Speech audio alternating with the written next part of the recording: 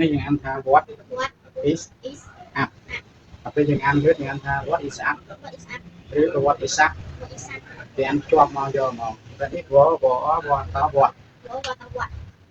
what ហ្នឹងយើងបកថាអ្វីប៉ុន្តែក្នុងនេះយើងបកថាយ៉ាងម៉េច is or up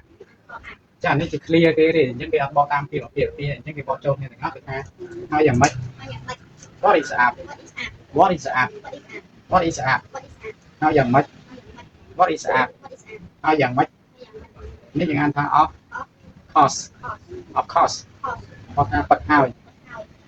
for up for cost ក៏នឹងបកថាពិតប៉ុន្តែ clear ហ្នឹងគេបកគេ clear យកមកថាពិតហើយ of course ពិតហើយ of course ពិតហើយនេះយើងអានថា please come ហើយយើងលើក employee please please ហ្នឹងបកថាសុំឬក៏អញ្ជើញនេះខាក់មកខាំហ្នឹងបកថាមកអញ្ចឹង clear នេះគេបកមកបកថាអញ្ជើញមកណា please come អញ្ជើញមកណាមានន័យថាគេអញ្ជើញមកគេឲ្យចូលមកអាហ្នឹងគេអានថា please come អញ្ជើញមកណានេះយើងអានថា I shall pursue it ចឹងយើងអានagain មក I shall pursue it នេះអានថា I បកថាខ្ញុំ shall ហ្នឹងបកថានឹងនេះ pursue ហ្នឹងបកថាផ្នែកនឹងគេបន្ត it សំដៅលើអ្វីមួយអញ្ចឹងគេហ្នឹងគេបកថាខ្ញុំនឹងយកផ្នែកហ្នឹងអញ្ចឹងយើងបកថាយើងអានថា I shall pursue it យើងខ្ញុំនឹងយកផ្នែកហ្នឹង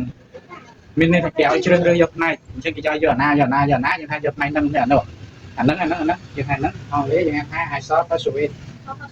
ខ្ញុំនឹងយកផ្នែកហ្នឹង I shall pursue it ខ្ញុំនឹងយកផ្នែកហ្នឹងនេះយើងអានថា I នេះ am តែដល់ពេលវាខ្សោយកាត់វាយើងអានថា I មក am ហ្នឹងវាមកពី I am នេះ I ហើយនឹង am នេះអញ្ចឹងគេអានមកជាប់គ្នាយើងអានមកតែជា am នេះយើងអានថា plan នៅ plan នៅនេះ planning យើង planning បកថាគ្រោងឬក៏គម្រោង I ហ្នឹងបកថាខ្ញុំនេះអានថាក៏ជារត់ត្រយត្រីបក trip ហ្នឹងបកថាធ្វើដំណើរធ្វើទូចែចេpen នៅ pen Japan បកថាជប៉ុនទៅប្រទេសជប៉ុនណាជប៉ុនគេហៅថា Japan to Japan បកថាទៅជប៉ុនឬទៅប្រទេសជប៉ុន trip ហ្នឹងបកថាធ្វើដំណើរ planning ហ្នឹងបកថាគ្រោងឬក៏គម្រោង I ហ្នឹងបកថាខ្ញុំអញ្ចឹងគ្រានេះយើងបកថាខ្ញុំគ្រោងធ្វើដំណើរទៅជប៉ុន am planning I am ហ្នឹងយើងអត់អានវាយើងអត់អាន I មកទេ am planning យើងអាន I តែភ្ជាប់មកឬស្ទៀង am តែយើងអានមក am planning a trip to Japan ខ្ញុំគ្រោងធ្វើដំណើរទៅជប៉ុន I'm planning to trip to Japan I'm planning to trip to Japan ខ្ញុំគ្រោងធ្វើដំណើរទៅជប៉ុនយើងអានម្ដងទៀត What is up ហើយយ៉ាងម៉េច What is up ហើយយ៉ាងម៉េច What is up ហើយយ៉ាងម៉េច Of course ពិតហើយ Of course ពិតហើយ Of course ពិតហើយ Please come ចេញមកណា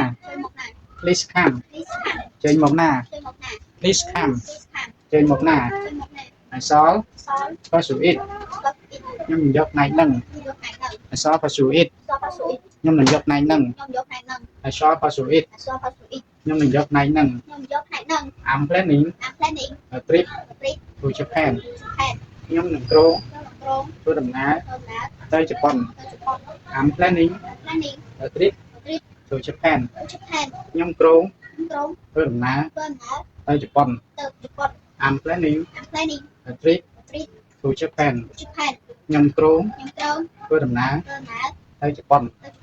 ឡើងជប៉ុននេះយើងអាចដូរទៅប្រទេសអីផ្សេងក៏បានដែរដូរមកដូរទៅណាទៅណាទៅណាsẽចិត្តយើងហ្នឹងបានហ្នឹងខ្ញុំតវីដេអូប្រើទៀត